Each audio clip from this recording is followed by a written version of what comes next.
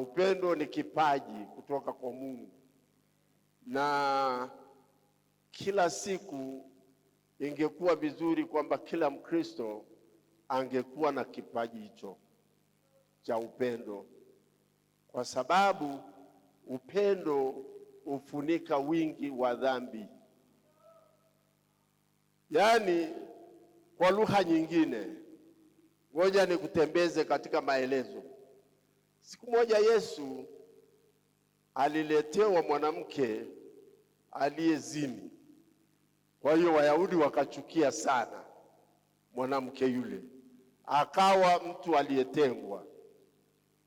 Lakini alipoletwa mbele za Yesu, Yesu akasema, hamna shida, huyu mwenye dhambi, haya nawapa kazi. Ambaye hana dhambi kabisa aanze kumpiga mawe. Yule ambaye hana dhambi kabisa, Yesu akajitoa ufahamu, akaenda hivi akaandika hapo, akajitoa ufahamu kwamba ngoja nisiwaangalie hawa wakati wanaamua. Basi sasa kila mmoja akatafakari, wacha tu bwana.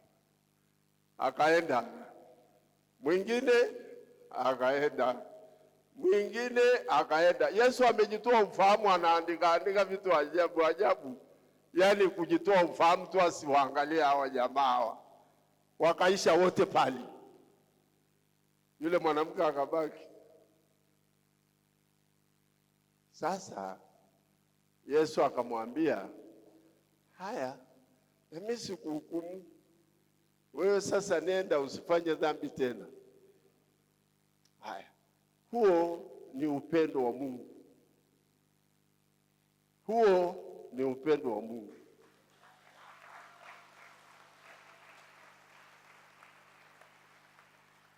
Yaani Mungu hahukumu kabisa, anakungoja tu wewe ufanye mema daily.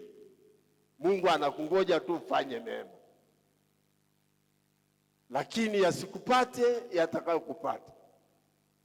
Kwa hiyo tunaweka tahadhari ya kufanya mema na kumuita Mungu atusaidie.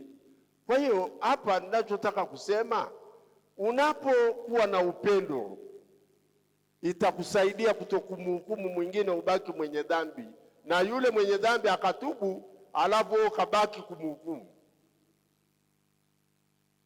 Kwa hiyo kitu cha msingi sana, uwe na kipaji hiki kimoja kinachoitwa upendo. Hiki kimoja kitakulinda sana ubaki katika uwanja wako, usiende kwenye uwanja wa mtu mwingine au wa watu wengine au wa makundi mengine.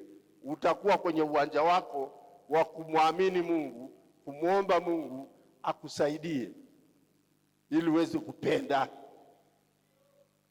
kupenda. Hili ni kubwa.